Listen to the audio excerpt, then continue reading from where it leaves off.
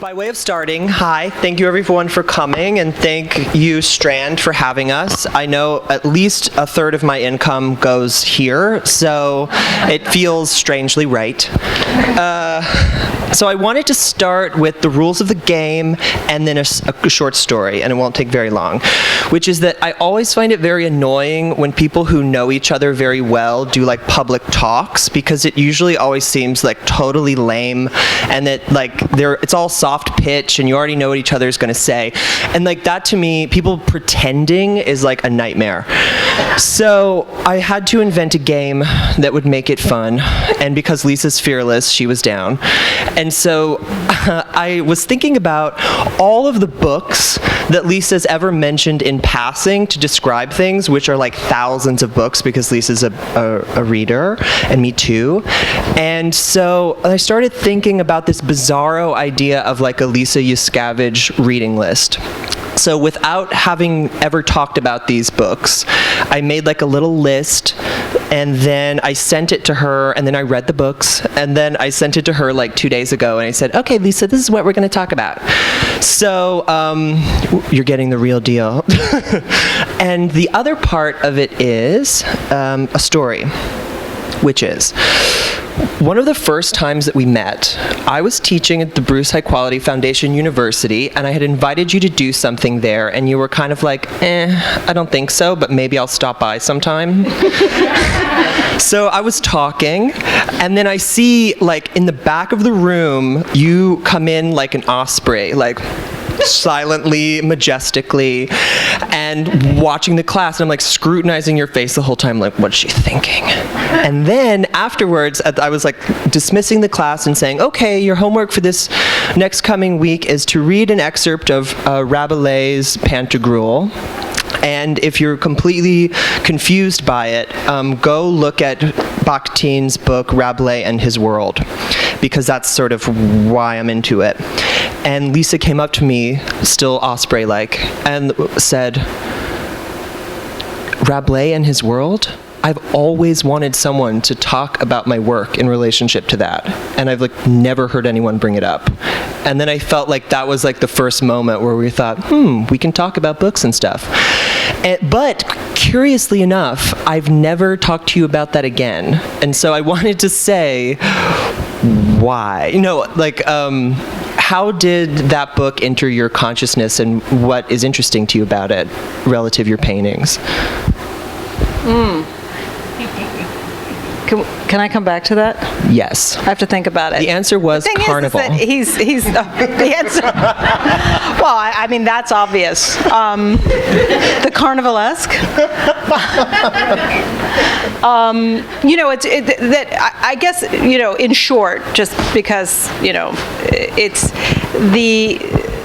just a very sort of smart person, Bakhtin's beautifully written way of talking and appreciating something that a lot of people, when they're talking about that in our culture, those things that are about like the carnivalesque, which is the humanness that is depicted in art, and have always been interested in, when in many cases I have been talked about in that sense, where someone would say, the work is too much this or too much that. It's often in those cases, in those tenses, that it's not there's some of the subject matter is not appropriate. I don't think anybody ever gets to the point where they actually say for a woman, but I feel that as a subtext. And I always think the vulgar and vulgarity as high form is actually really interesting. And so when someone says, the work is vulgar, I say, my now response is, you say that like there's something wrong with that. So I was just interested in, someone, finding a way to sort of continue that conversation in a way that it makes it a right. Well, that the instability of the bodies in both the carnival, but also like the grotesque, as he formulates the grotesque, which is both political. It's a political function and it's a social function, but it's also like about an opening body that's got like, you know, an asshole and like a mouth and like things come and go in both ways, which I think like your work, it does that without trying to recuperate it as a social good. And I think the mere fact of like the aesthetics of excess within the carnival or within Bakhtin or something I love about what you do. But I mean, that was kind of a bummer because I already sort of had an idea. So now we're going to try something else, which is... That was the one book I couldn't find this weekend to reread. Like, when I got Jarrett's reading list, I was like, shit. I got to now, like, actually... I couldn't find it because we're moving books around a lot these days.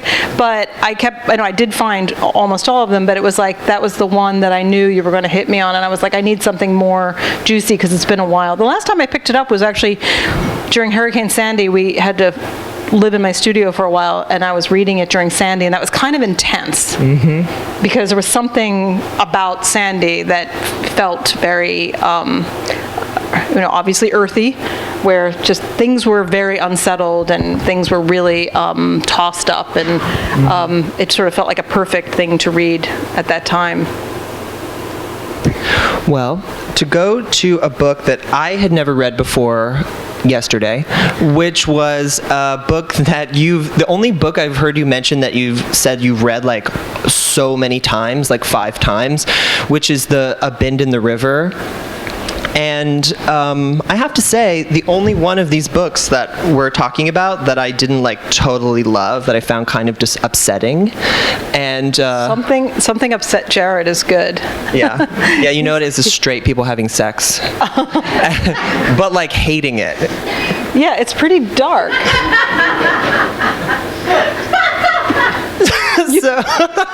So when you read this, like, what first drew you to it? What were you reading, and why do you read it over and over? I think he's a great writer, and it was just really it's a compelling story of a guy's journey, and I just was really locked into it because of the writing, and I find like an incredible first person narrative that is just so compelling, whether it be Solzhenitsyn or Tolstoy,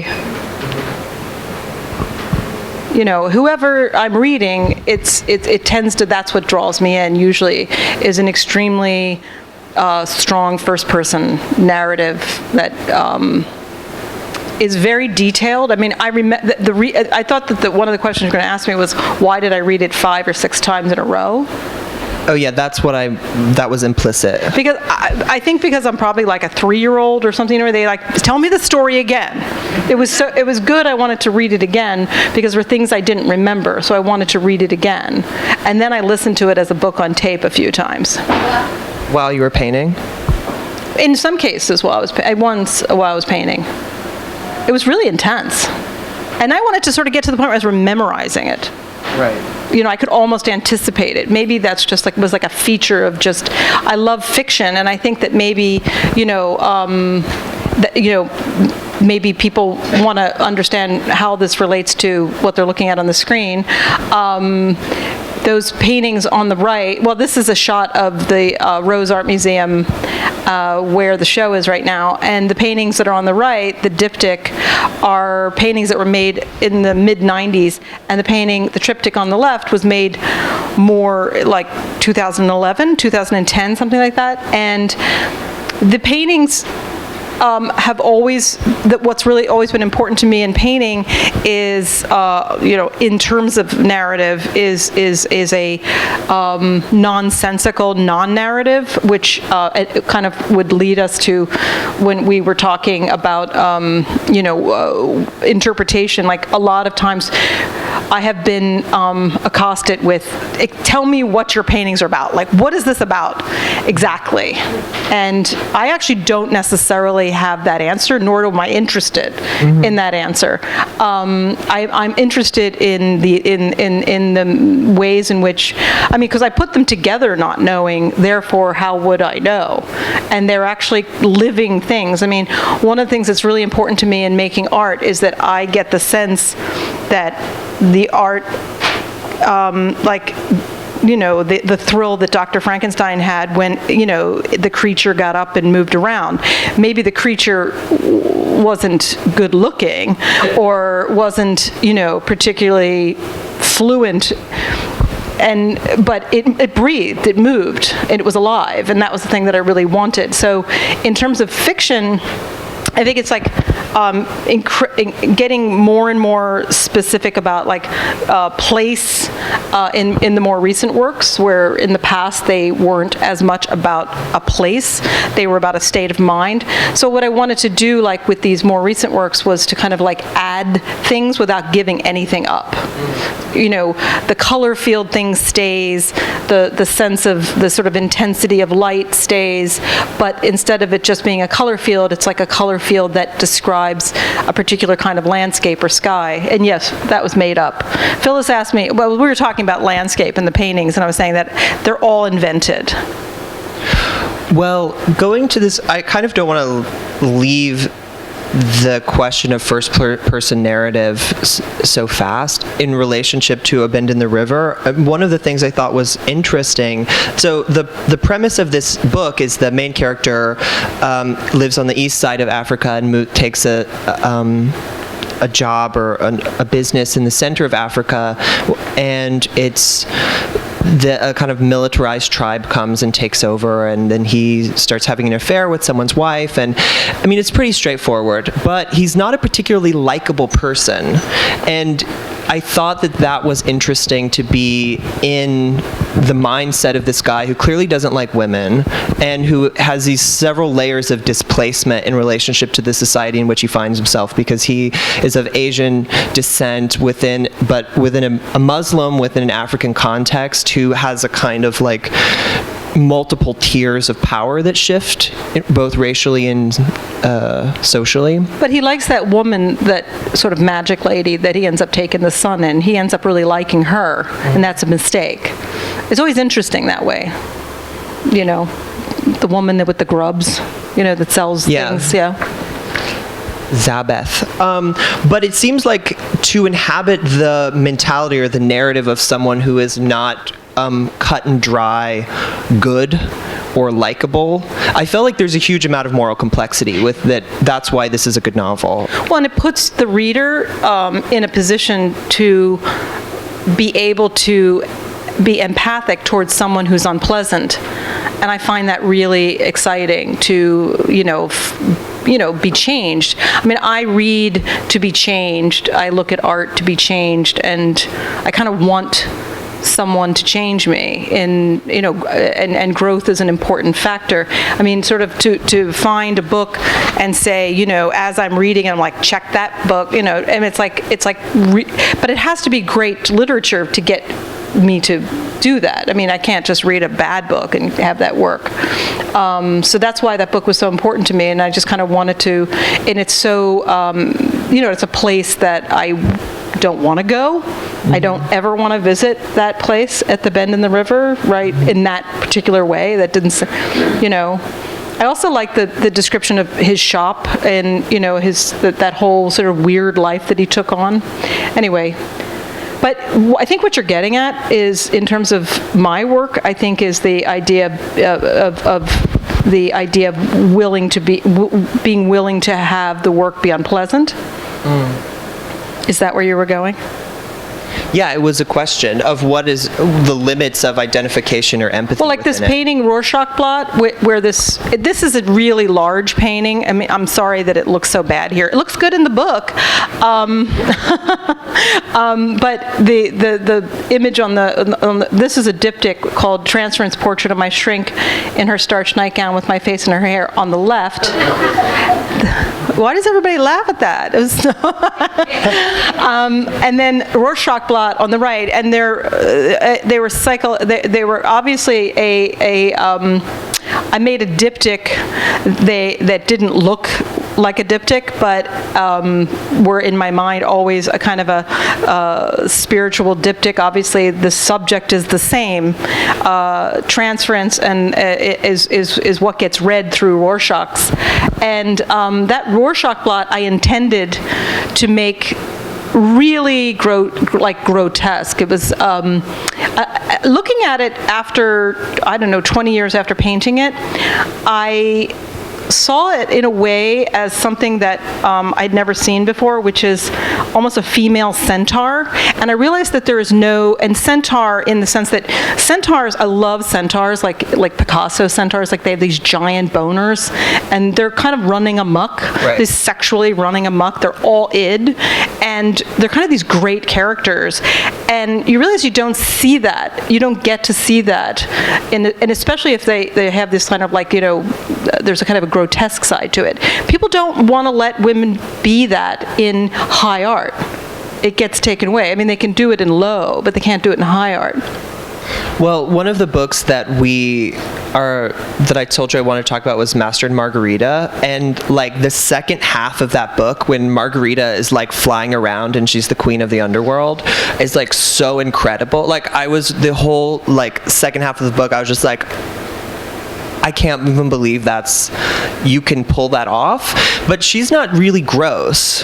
She's a witch, and she's looking at people drink poison out of a skull and stuff, but she's still beautiful and well, clean. that's very Russian. They don't want their women to be anything but elegant. But I was thinking about this thing that you're saying about centaurs in relationship to Master and Margarita, which is that book is a masterpiece because he could take abstract concepts or complex symbolic predicaments and then made them into characters that had quirks, and they were in contemporary Russia and they were moving around. And it made me also think about we talked once about your childhood interest in mythology, and it seemed like that approach is sort of what you were talking about here. Well, I think that, I mean, it's, to be a figurative painter, one of the problems of being a figurative painter is how not to be an illustrator, and it's a big problem. It's a problem like I would never have thought of it before, but you're so smart. You didn't think of that?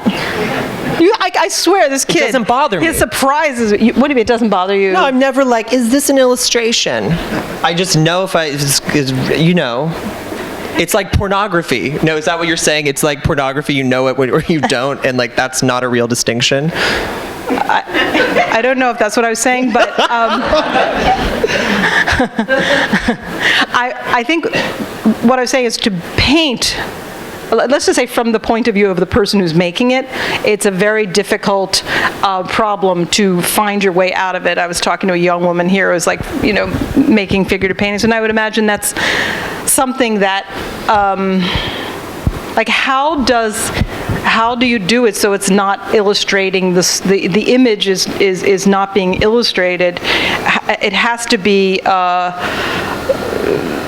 something that I found my way through it by thinking about how mythology works.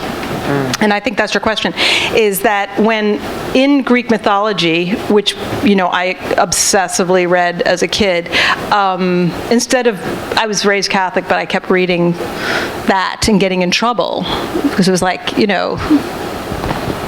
it's not what you're supposed to be reading. And I was it's, actually kind of, now I actually realize that, all of this is mythology and it's kind of interesting moral, they're all the same. It's like moral tales. And later became interested in the things that I had learned about as a kid through my Catholic upbringing, through going to Italy and looking at Renaissance paintings. That came in handy, kind of going back and looking at those stories and how they were the great paintings of them and how the great paintings move you through the form. And then there's paintings of the same subject matter that was in the church that I grew up in. It was like boring, would not make you want to be like believing in this because it was a bad painting.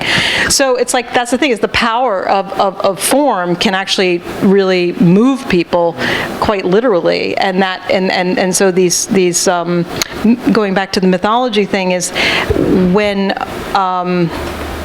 just the simple idea that every element in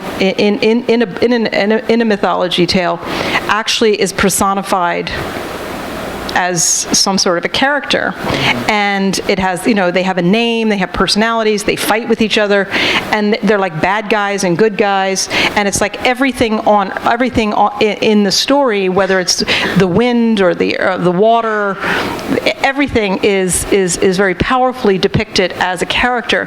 And I remember thinking, what would happen if the image in the painting was the painting? And like at this moment, this painting is feeling like saying,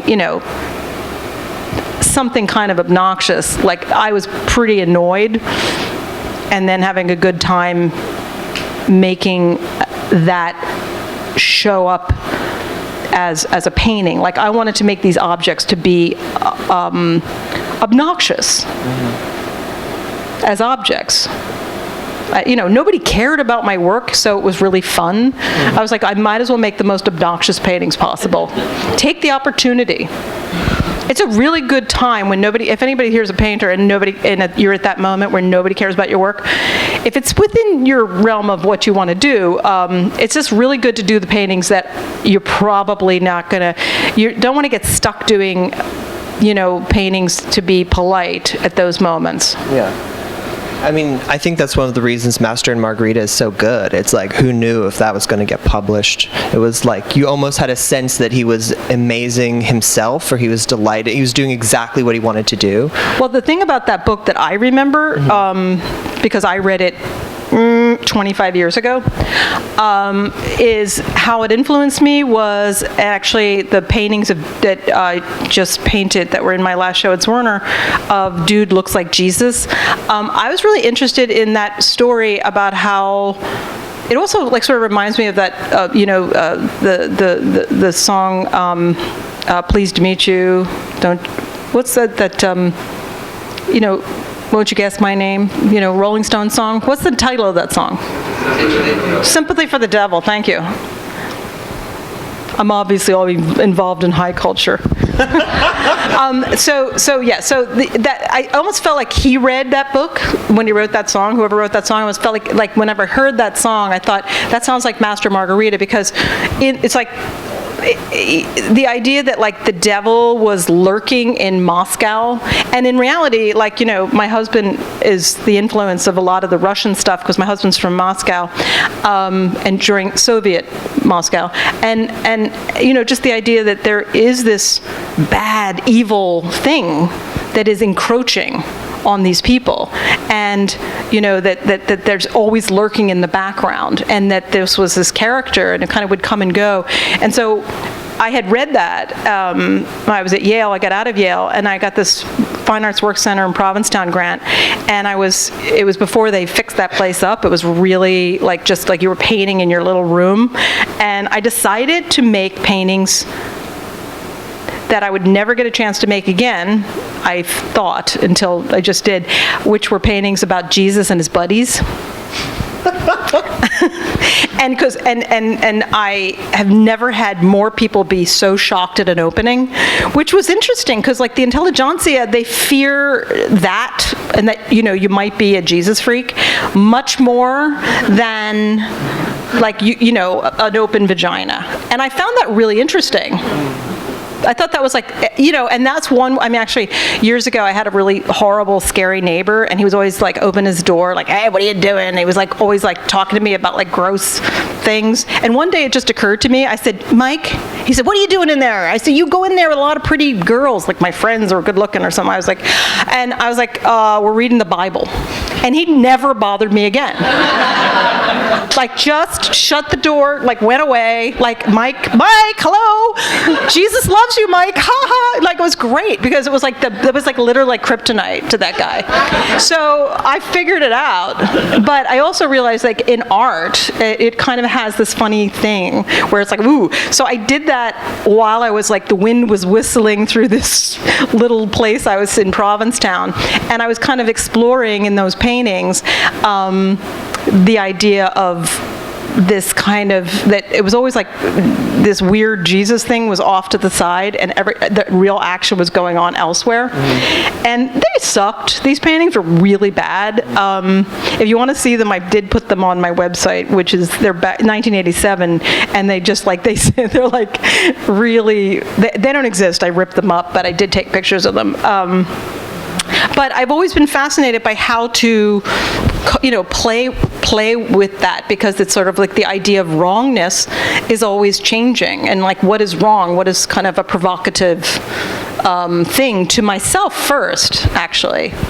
And I think that the dudes look like Jesus. They're centaurs very clearly also. In a very different way than Rorschach blot. Why? No, I mean, they seem like they're going to skip and laugh and stuff. Whereas, like, they're not going to run amok, but maybe, like, also braid their hair or something. Okay. They're like a loving Jesus. Well, the thing that I was thinking of when I was reading Master and Margarita that's so funny is that you and I have spoken in the past about belief in art and the way it functions, especially within religious painting.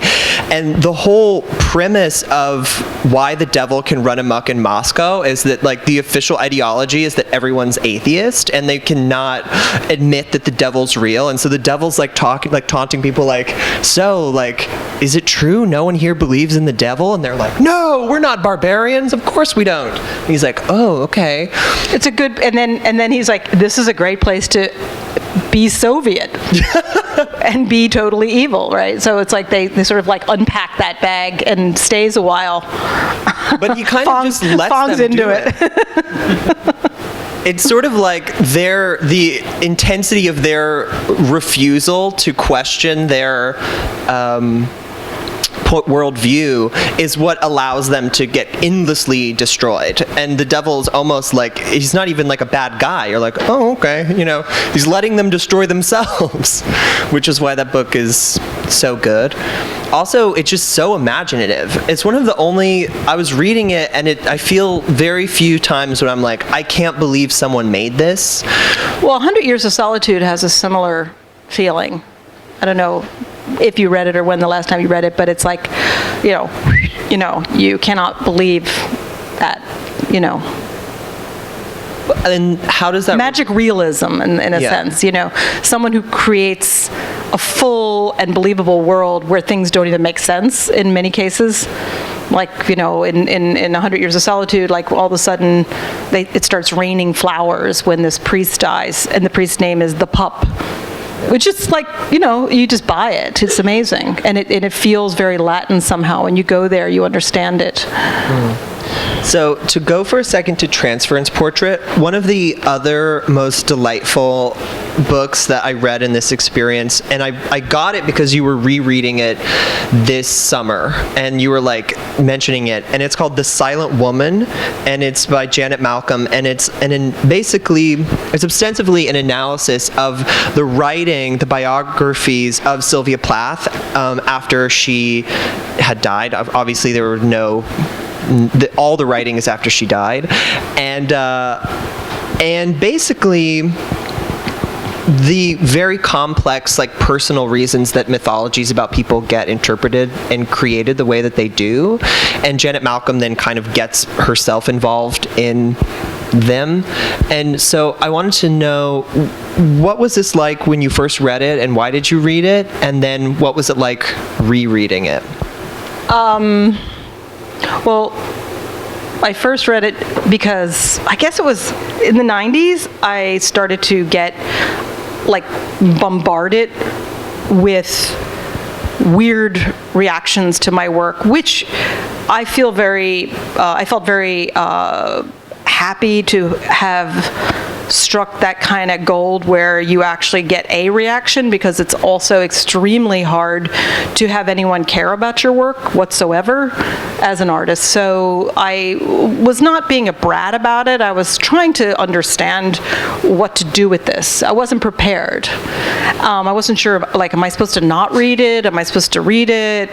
But it so much didn't make any sense to me, the ways in which often it wasn't so much the way that I was misunderstood, but it was the ways in which I became a character that I don't understand myself to be, that was being used as, I began to become described in these reviews. In many cases, like, it was derogatory, obviously. I mean, of course I don't remember any of the reviews that said that I was, like, nice and pleasant and, smart or did a good job. I remember the negative ones, and that says a lot about me, and probably most people would do that also.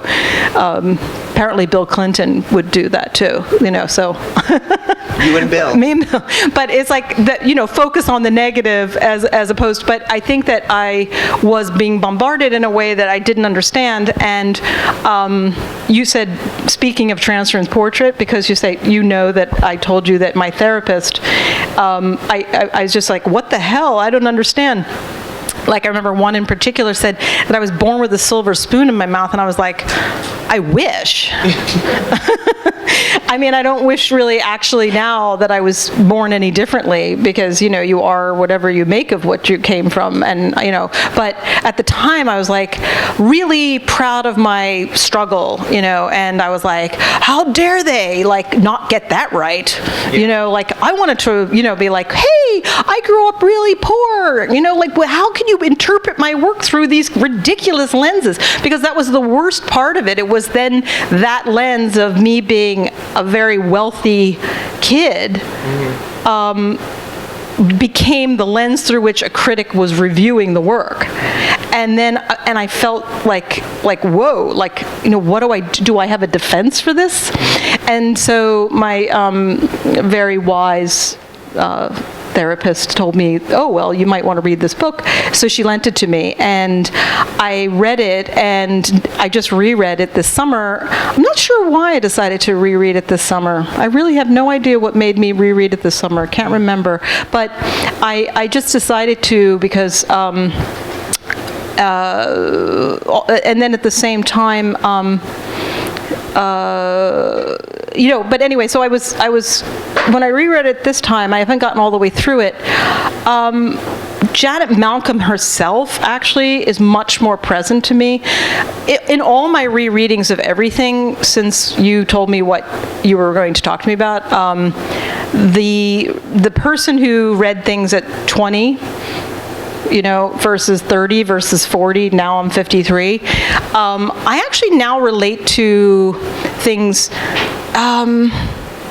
it's different, because I guess now I look at Janet Malcolm in kind of a conundrum, like I understand. So I decided something the other night, which was to read the reviews that she got. I didn't take that step. So I knew you didn't. I knew you weren't going to, because you're in your 20s, and I knew that if I told you, you would do it. So I just decided to catch you one thing tonight I could be a little ahead of Jarrett on.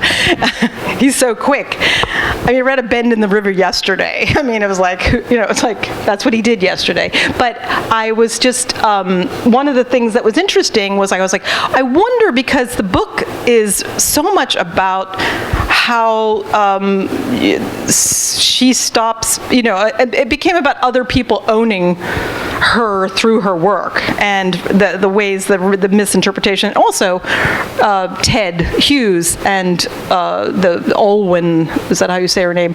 But it became obvious to me that in the criticism of this book, and the New York Times took the lead on it, because the London Times then quoted the New York Times, which I thought was kind of lame. I would expect the opposite, since this is a story that's so much about London.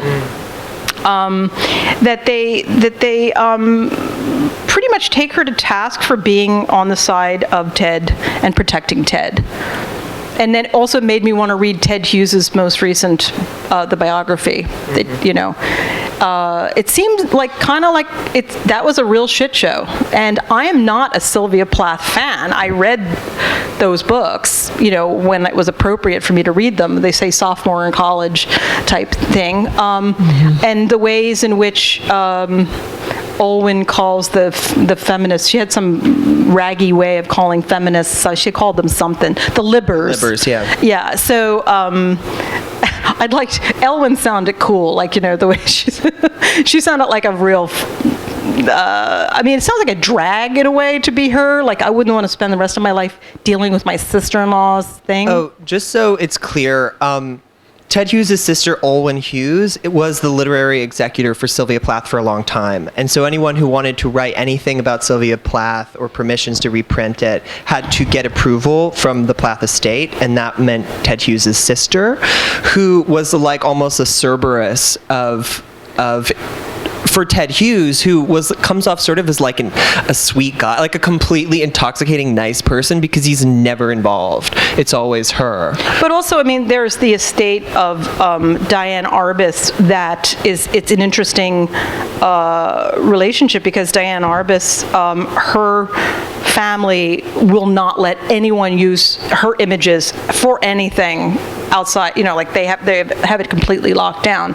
And I have a friend who was hired, Tamara Jenkins, who was hired to make the movie from the unauthorized biography of which I did read and was very influenced by the unauthorized biography of Diane Arbus, because it was the scraps were even good, even the lousy scraps were even great. It was like making soul food with Diane Arbus. It was that's how good she is, just a little bit. Even if you could get close to the truth, I don't know what it would be like, because I was amazed by what I was reading, and no one cooperated. Not even, I can't remember if Avedon did. Maybe that was as close as you got. Avedon maybe made a couple of comments, but the thing that was interesting is that the ways in which people just can't simply relax and look at an artwork. I think that's really when I went through all of these books and was thinking about where are we going with all of this, Jarrett? Because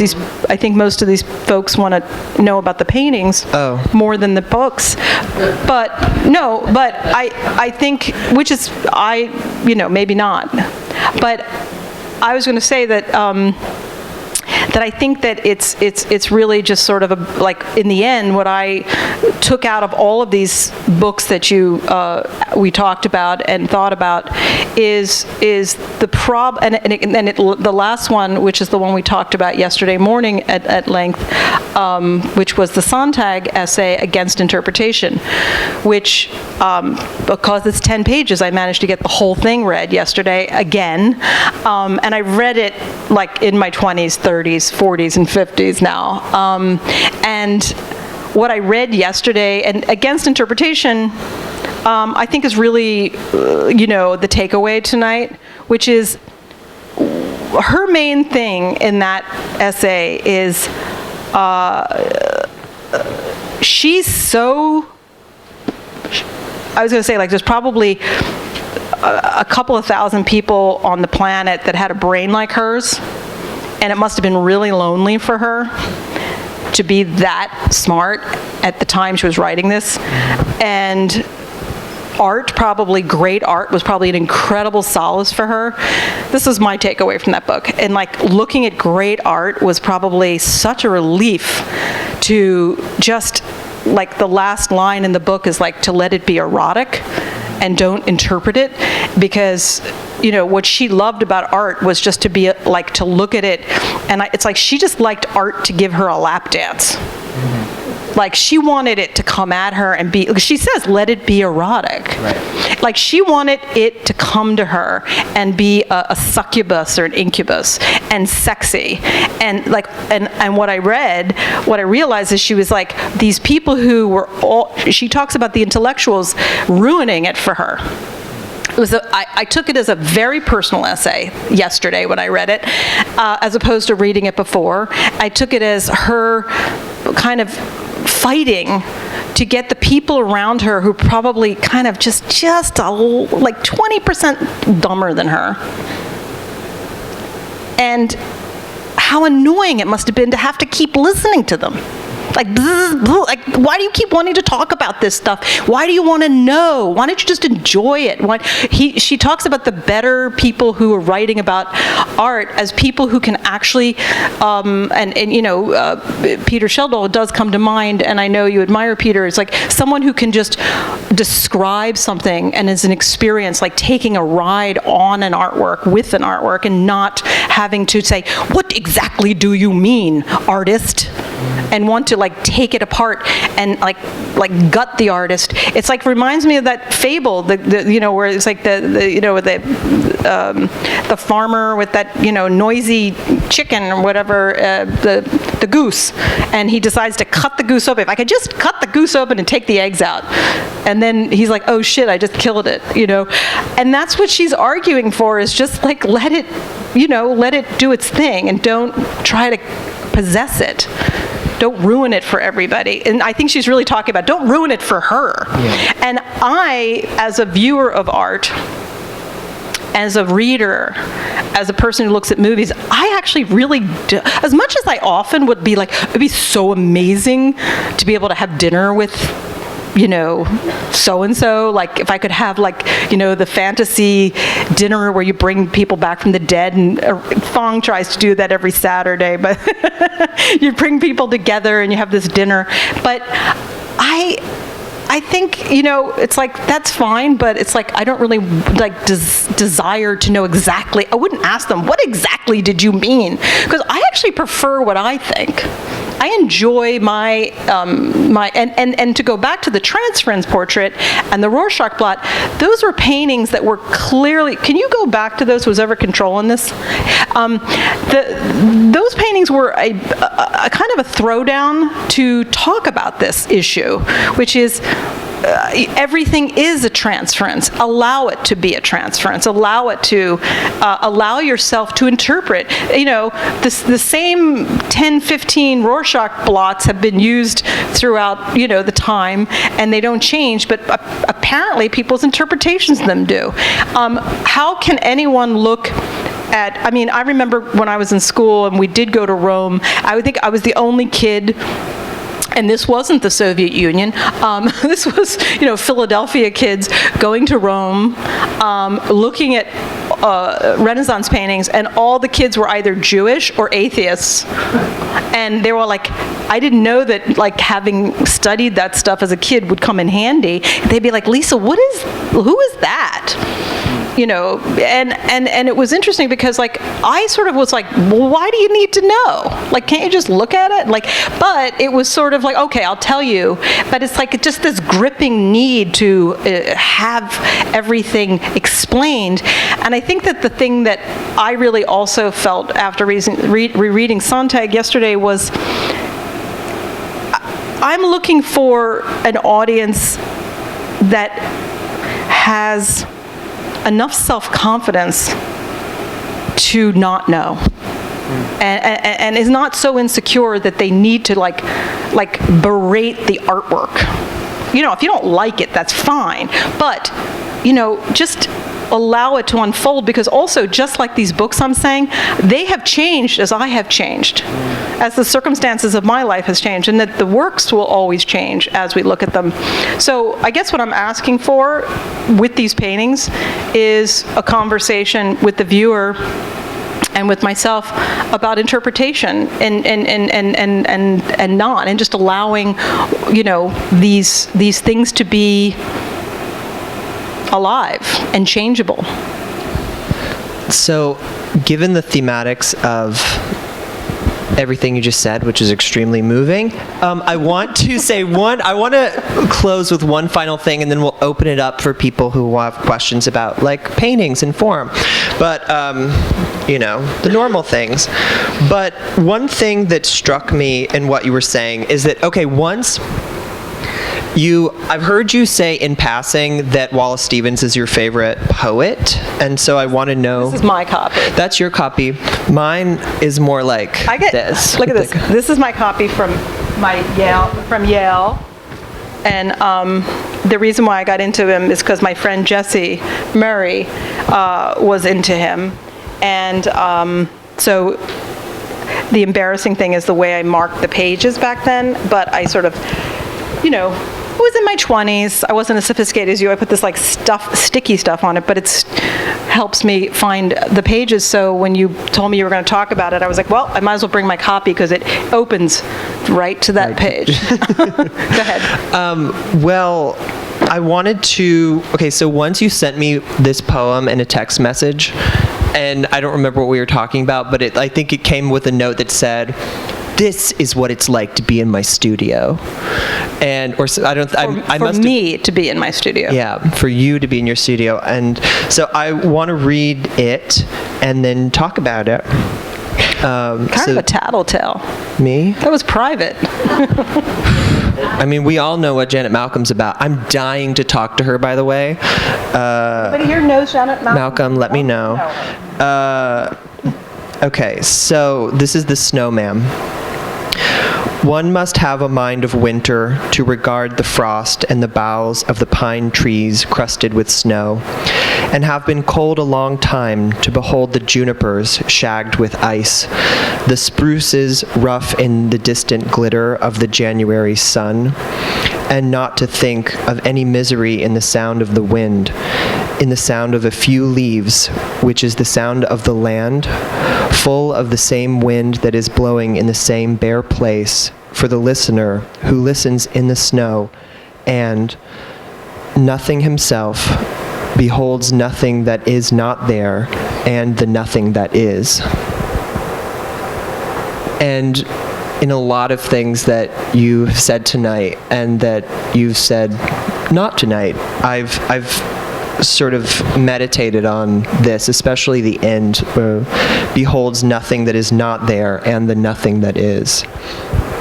So how does that describe what it feels like for you to be in your studio? Well, and the important thing about, because every Wallace Stevens book is put together differently, the poem that comes after that is called Tea at the Palaz of Hoon. The thing about Wallace Stevens is, as I glance through this book, I realize there's so many images in this book that actually have become paintings of mine. There's a painting called Tragic Land. And there's a painting called Man on the Dump, and there's images of dumps and garbage and things like that. And his images, and again, I don't read this every day. There have been times when I read it a lot more than I am now. But the next poem, which I won't read the whole one, but I find it interesting that the book was organized so that this poem followed it. The last stanza is, I was the world in which I walked, and what I saw or heard or felt came not but from myself. And there I found myself more truly and more strange. And I think that explains what the other poem is also. And again, the insistence to know, I mean, I think it's obvious. This is, I think I answered it by telling you about the poem, to read the poem. That is the answer. Yeah, we can't really go anywhere else. I mean, you can tell me what you think, but I'm not putting up a wall. I'm just saying that's as close as it gets to be telling you that. It's awesome.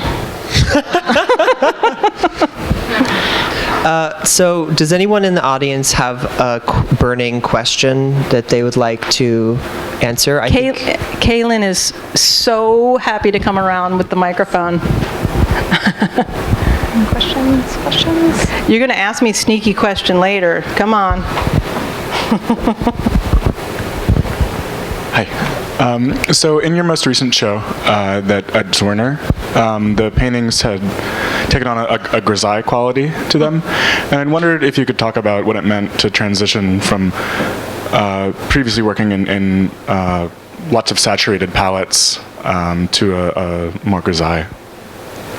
What was the question was, what was it like, or why did I do it? I didn't hear the... Well, I guess both, but why did you do it, and what was going through that transition? Well, I had painted well, it was right before that.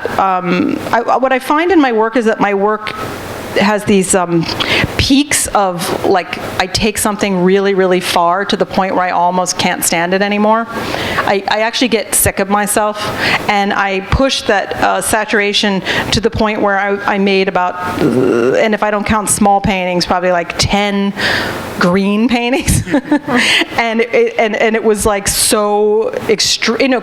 Green is such an extreme experience of a color, and it's so problematic for people. I just love it, and it just was like piling on, every possible shade and viscosity of green I could possibly imagine, and still make it seem beautiful. And yeah, washing those brushes for years, that was crazy, that.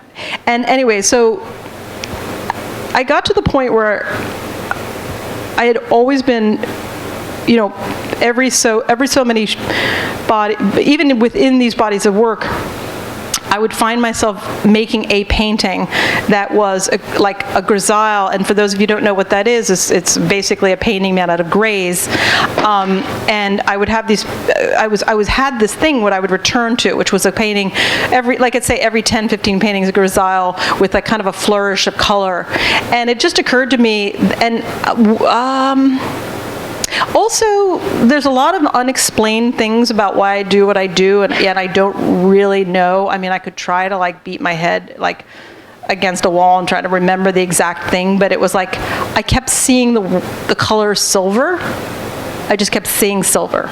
I didn't think of it as gray. I just kept seeing silver, and I became I get kind of lusty for color. I gotta have that. I gotta walk in that color. I gotta find every variation of that color. So then, my first stop is the art supply store. I'm like, what do you got in silver? That's not silver. I don't go with the glitter, but it's like, and then I the kids at the art supply store will often say, you can mix these. And I'm like, I know.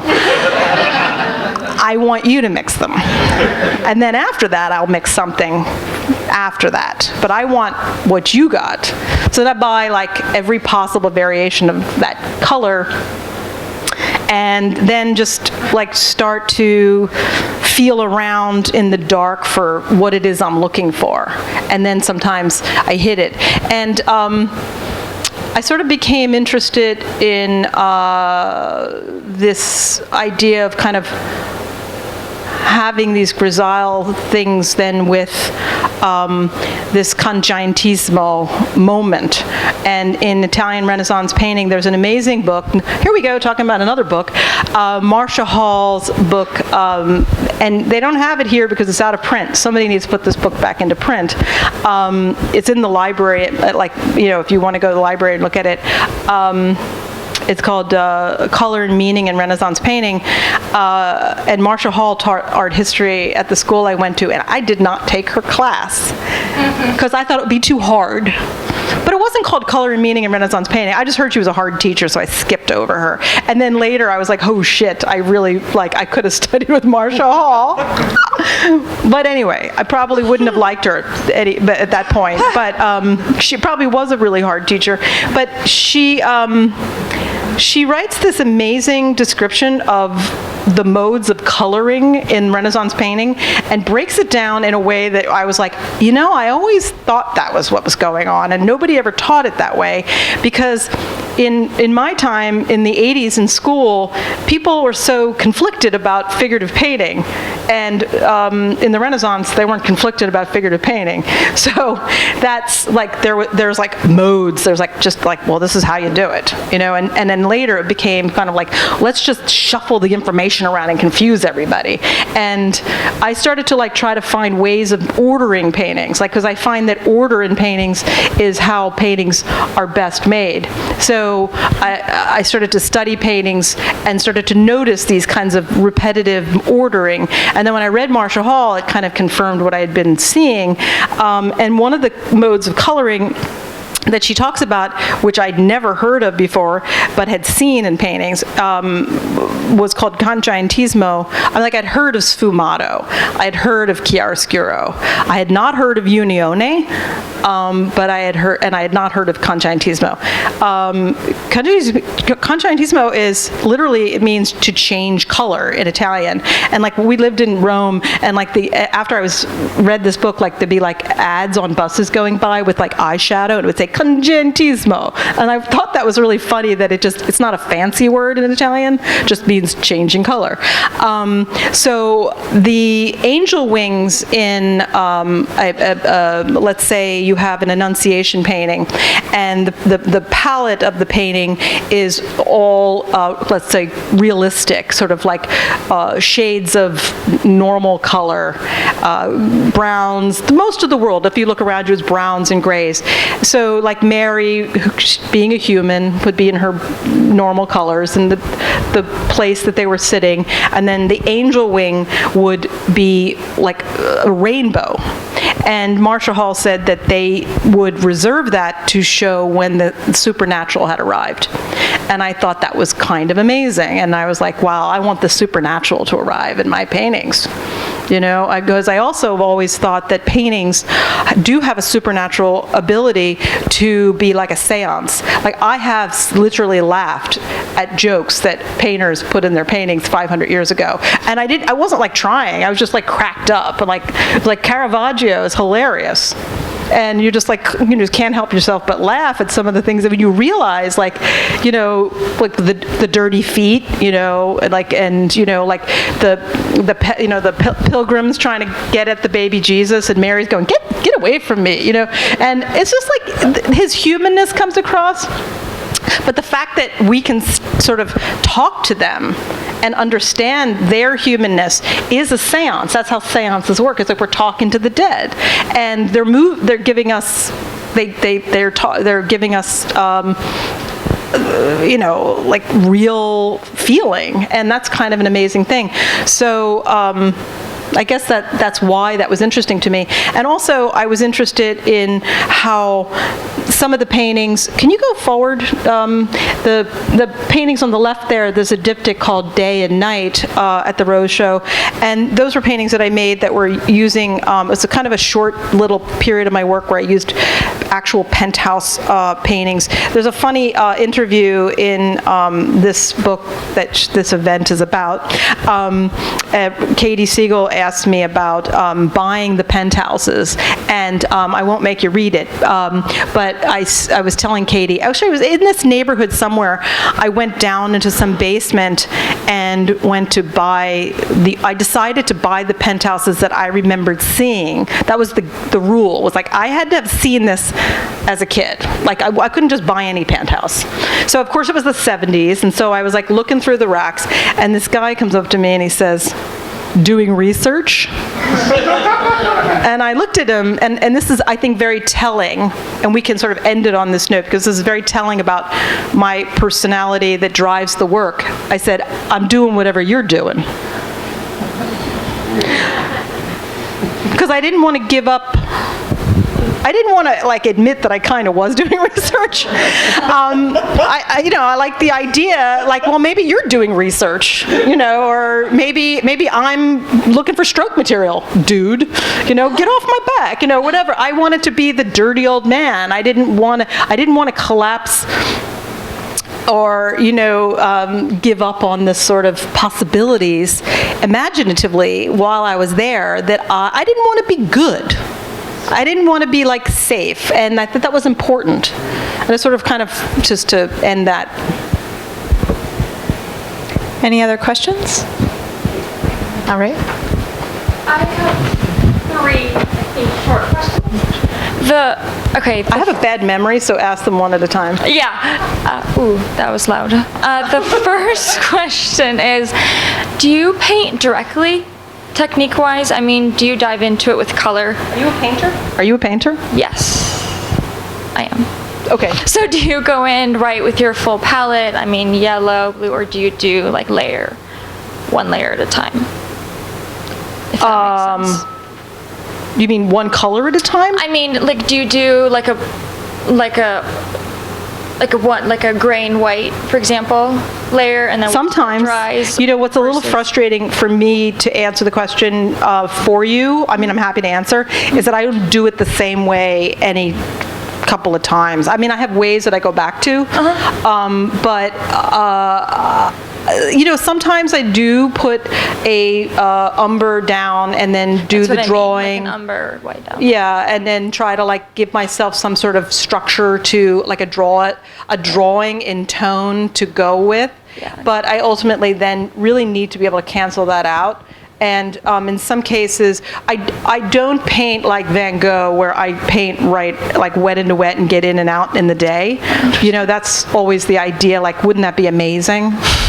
But, you know, I'm not smart enough for that. I mean, you have to be, like, that's the thing about Van Gogh, is like crazy. I mean, Jesus, like the guy was so smart. Like, he could get in and get out of one of those paintings in, you know, a few hours, you know, and that's, yeah, no, it takes me a long time to figure them out.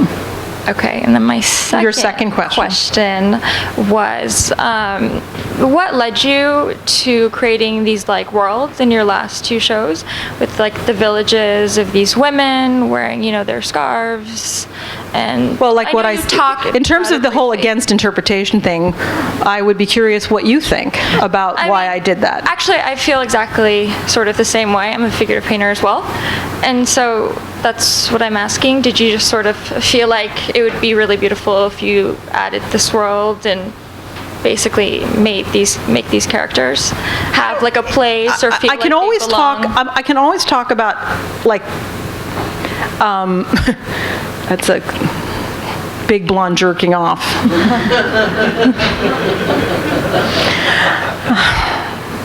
That's when nobody was looking at the work. I was like, why not? No, that's great. That's Somebody said, is she pregnant? And I said, no. Like, when you come, especially when you're on your knees, you're not thinking about sucking in your stomach. At least she's not. But I can tell you like the things that led to it, as opposed to why I did it. Yeah, not why conceptually. I guess that's not what I'm asking. I guess, you know, I needed a grouping in the background of that painting, the triptych, and I was like, I had this id thing in the foreground, this vagina facing the viewer on a table. Mm-hmm. And then I had this character on the left, and then I was just like, this painting feels very nihilistic to me. It's like there's all like you got the girl's ass and the vagina, and it's like there's no face in this painting. It feels really weird. It feels very violent in some strange way, or kind of, it's not what I wanted. And then I thought, well, what if I have a chorus in the background somehow? And then I had to figure out what would that chorus be. And you know, half the time I walk around going like, what would the chorus be? What would the chorus be? And then, you know, you ask and then you find. I'm like flipping through a magazine and oh, look, there's a bunch of people in the hills. That's interesting. They look like Russians. Turns out they were Greeks. But to me, they were Russians. And then one of the viewers of my work for all the years, because we met in graduate school, my husband, Matt Vey, who's sitting over there, feeling embarrassed right now, he walked in and looked at them, and when we were on our honeymoon, we went to Moscow and Eastern Europe right after the wall fell. I cannot tell you how I was like, where's the umbrella in the drink with the shade, you know, like, I thought, anyway, we did a hardcore tour of the former Soviet Union, and Red Square in every town you know, it's because like all of the former Soviet, anyway, everywhere I went in this former Soviet bloc, some old lady came up to me, because I was like this, like in Russia, because like they have no teeth because they didn't have fluoride in the water, or you know, they weren't taking care of themselves, smoking cigarettes. They just did not look so good. And here I was like, and, you know, like, and talking really loud in English. And Matt, I think, was afraid we were going to get arrested. And I was like, for what? What are we getting arrested for? What are we doing wrong? You know, being very American. And so everywhere I went, some lady came up to me with a babushka on and said, "Nilzya." And I said, what the hell's nilzya? I kept hearing this over and over again. He said, it means don't. And I said, don't what? He said, whatever it is you're going to do. They just say don't. And that just was like really amazing, because I was like, that's amazing, because that's sort of my whole life. That's like art critics, you know, like just go back to square one, you know, just don't.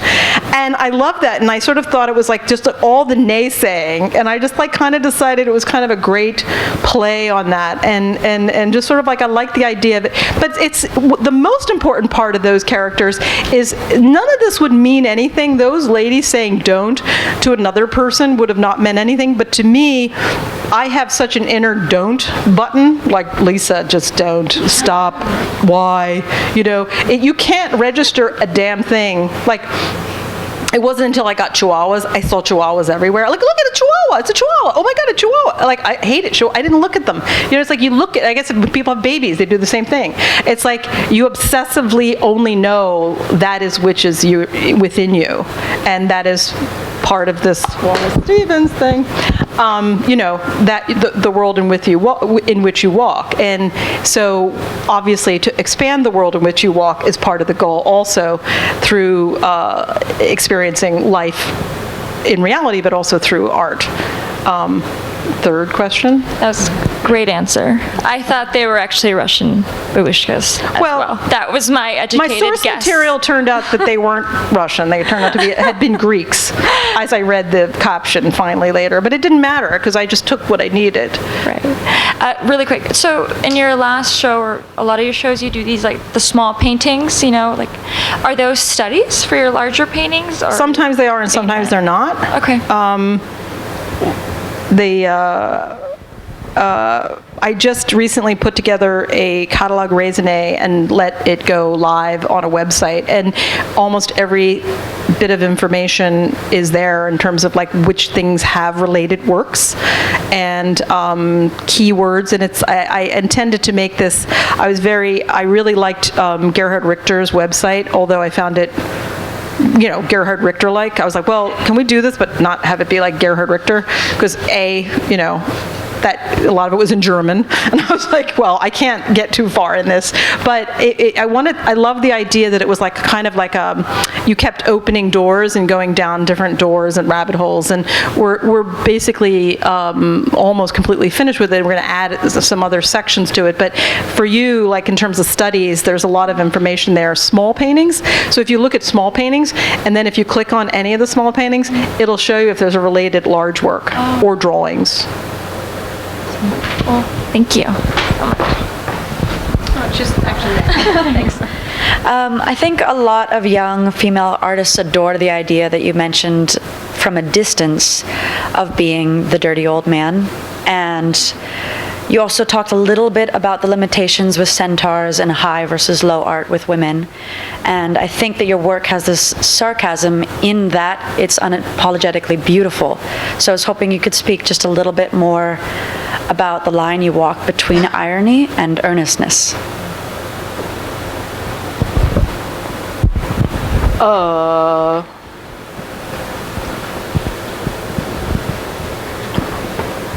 I sort of like what you said in the beginning more than the question. I don't mind the question, but I almost can't answer the question because, you know, it's kind of who I am. You know, I mean, I think that, you know, I was, you know, kind of I sort of think that the work really reflects a lot of who I am, and I think that the work, as it grows and develops, kind of takes on other characters and is more willing.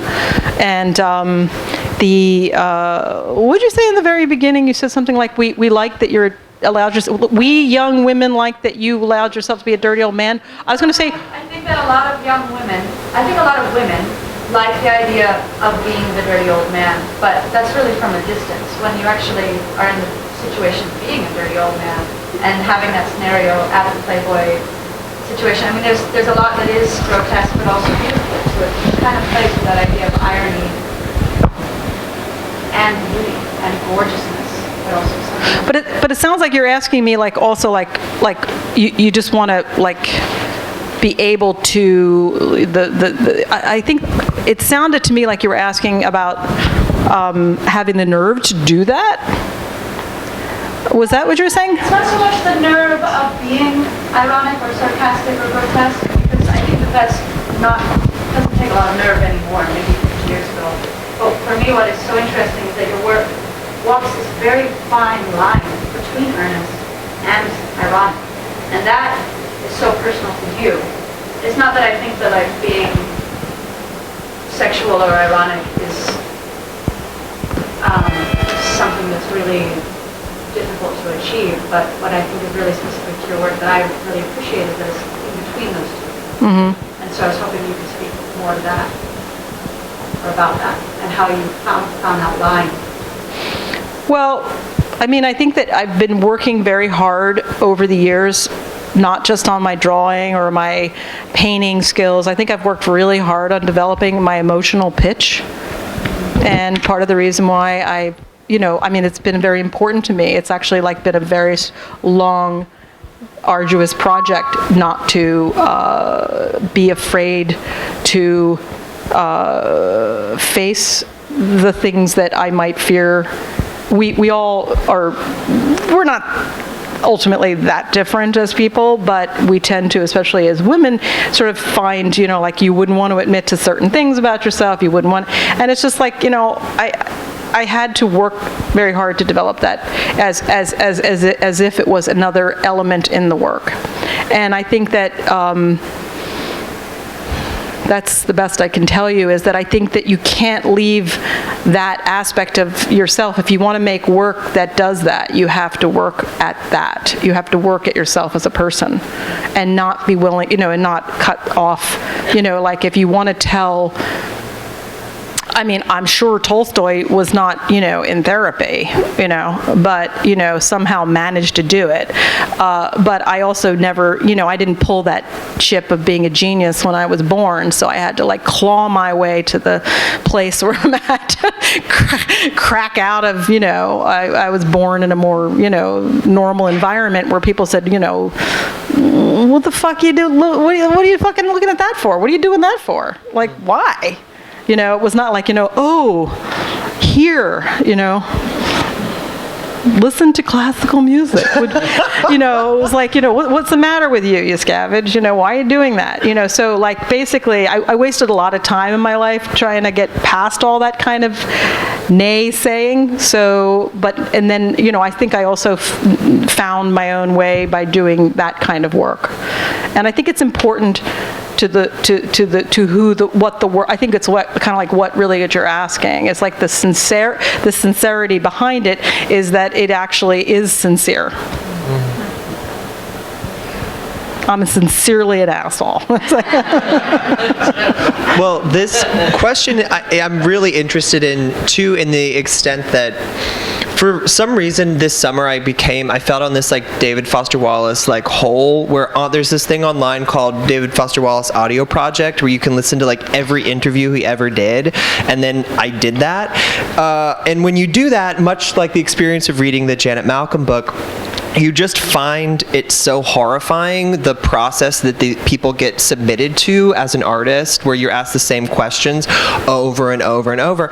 And so what David Foster Wallace sort of got asked over and over and over was about irony and authenticity and sincerity, right? And it probably was, along with his mental illness, what depressed him deeply was the not connecting. And one thing that he said in an interview with Terry Gross in 1997 that I wrote down was he said, irony and sarcasm are fantastic for exposing hypocrisy and extant social values. As far as I can see, they are notably less good at erecting replacement values or coming any closer to the truth. They are a terrific tool and worked really well, but it seems to me that we're still using them 30 years afterwards, after they had some use.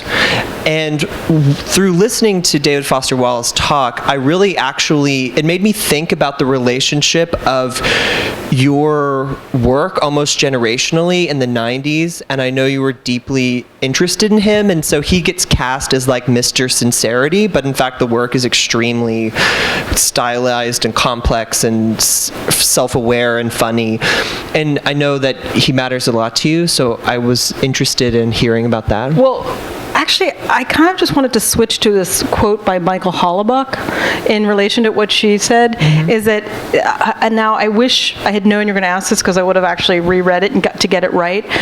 You know who Michael Hollebuck is? I'm not sure I'm saying his name right. Hollebuck?